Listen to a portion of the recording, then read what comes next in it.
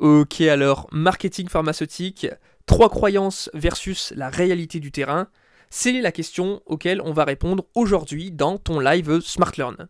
Sache que si tu n'es pas encore abonné, SmartLearn, c'est tous les jours, 7 jours sur 7, mes meilleurs plans, informations, tendances, théories, cas pratiques, tout pour t'améliorer ensemble dans la construction de ta culture générale au niveau de la communication pharmaceutique. Ceci dit, tu peux aussi rejoindre mon canal privé Telegram. Tu es libre de cliquer sur l'accès gratuit dans la description de cette vidéo. Et tu pourras, au même titre que mes abonnés les plus fidèles, recevoir chaque jour également mes plans secrets, mes contenus surprises et mes meilleurs partages. Voilà pour ça. Comme d'habitude, je réponds à ta question. Et premier point déjà, on va partir du principe que les gens pensent que, parce qu'il y a le mot marketing dans marketing pharmaceutique, cela permet aux industriels de vendre tout, n'importe quoi à n'importe qui. En vérité, on parle de marketing pharmaceutique, mais le terme exact, on dira plutôt du positionnement produit. Pourquoi ? Parce que c'est le secteur de santé qui est le secteur industriel le plus régulé au monde. Parce que, évidemment, on ne va pas aller faire de la promotion, aller vendre des anticancéreux à des gens qui n'en ont pas besoin. Ça va de soi. Il y a toute une collaboration entre l'État, les industriels, les prescripteurs, pour justement trouver une bonne balance, que ce soit des équilibres budgétaires. Donc contrairement à ce que beaucoup de gens peuvent penser, ce n'est pas l'industrie pharmaceutique qui se gave et qui cherche absolument à étrangler l'État français. J'avais fait, pour la petite anecdote, dans ma thèse, une bonne partie qui était réservée au lobbying pharmaceutique. Et moi-même, j'étais surpris de comprendre que l'industrie pharmaceutique n'a aucun intérêt à sortir des produits qui sont que l'on ne peut même pas se payer, que l'État français ne peut même pas rembourser. Au même titre que l'État français n'a pas d'intérêt non plus à écraser, à vouloir étouffer l'industrie pharmaceutique concernant l'innovation, etc., etc. Bref, on verra le sujet dans d'autres vidéos, mais ce qu'il faut comprendre ici, tout d'abord, c'est que c'est du pseudo-marketing, si tu veux. C'est pas du marketing comme tu peux le voir à la télé pour Burger King. Il ne s'agit pas ici d'aller idéaliser un produit, une molécule, faire passer ça pour une panacée et la faire consommer par le grand public. Ici, la cible, c'est les prescripteurs. Et ce qu'on cherche à faire, c'est justement de simplement leur apporter les informations, les récentes recherches qu'on a pu faire sur telle ou telle molécule. Et ce que cherche simplement à faire l'industriel ici, c'est de se dire, voilà, on a réussi à trouver une molécule qui a un effet dans telle pathologie. C'est un effet qui a été démontré scientifiquement par des recherches, etc. Et ce qu'on cherche à faire, c'est, est-ce qu'il n'y aurait pas moyen de pouvoir le prescrire aussi pour lutter contre telle pathologie cousine, ou dans une autre aire thérapeutique voisine. Voilà pour ça, c'est ça qu'on appelle finalement la stratégie marketing des labos. C'est pas vendre le plus possible à n'importe qui, c'est simplement à informer les prescripteurs que voilà, on a fait des tests, possiblement on a une amélioration dans cette pathologie-là.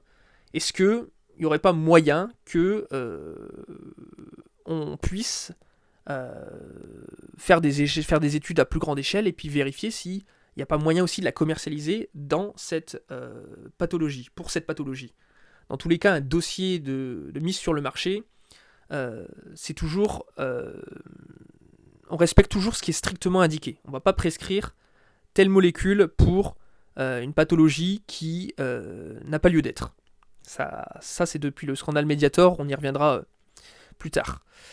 Voilà pour ça, c'est ce qu'il faut comprendre. Deuxième chose aussi, c'est par rapport à la créativité. Si tu vas dans le marketing pharmaceutique en te disant, voilà, je suis un esprit, qui a beaucoup d'idées, beaucoup d'imagination. J'ai envie de m'exprimer et de rejoindre ce poste. Euh, alors moi, je suis dans ce cas-là aussi, hein, tu vois. Mais il faut bien garder à l'esprit que, comme je te l'ai dit, c'est pas du Burger King. C'est vraiment très très réglementé, très avec beaucoup de possibilités où en général on va te dire non parce que en général le marketing est coincé entre le département des données cliniques et puis le département des affaires réglementaires qui va repasser derrière les publications qu'on fait et qui va dire bah écoutez là les mecs non on peut pas mettre ça. Donc voilà, garde bien à l'esprit que tu vends pas un hamburger comme si tu vendrais un anticoagulant. Et, et voilà, il y a d'autres avantages, évidemment, que on essaie, dans le monde de la santé, à être de plus en plus audacieux, mais évidemment que c'est encore un secteur qui est un peu à la traîne, qui marche aussi évidemment sur des œufs, parfois, pour ne pas, par peur de ne pas reproduire certains scandales.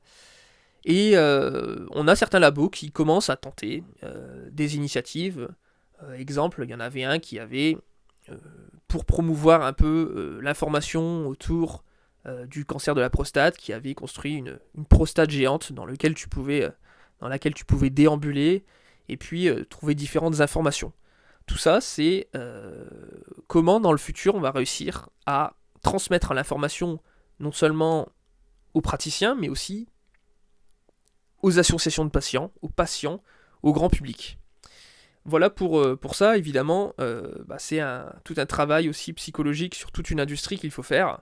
Et voilà, mais je suis assez confiant sur ce sujet-là. Je sais que les industriels vont comprendre tous les enjeux de cette vulgarisation auprès du grand public dans les années à venir.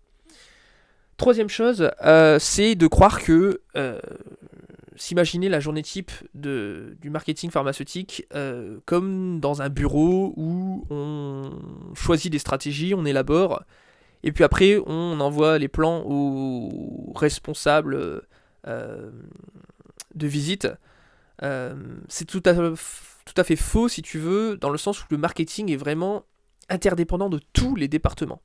C'est-à-dire que c'est un peu le coordinateur, c'est pas en haut de la pyramide celui qui décide tout, c'est celui qui essaie de faire toujours plus de concessions pour que tout le monde, on va dire, préserver la chèvre et le chou, que tout le monde puisse aller dans la même direction. Donc voilà, il faut que tu t'imagines que le chef de produit, c'est pas celui qui dicte la stratégie, c'est celui qui va à chaque fois voir chaque acteur pour voir si le projet se passe bien et qui va devoir faire des concessions, pas mal de choix parfois difficiles et parfois se mettre des gens à dos qui ne comprennent pas forcément que ce responsable a d'autres enjeux ailleurs dans d'autres départements. Voilà, c'est ce qu'il faut te dire, c'est que il faut avoir toute l'humilité de se dire que on n'est qu'un coordinateur, un chef d'orchestre, un intermédiaire pour que on puisse continuer à suivre le fil rouge et que le projet se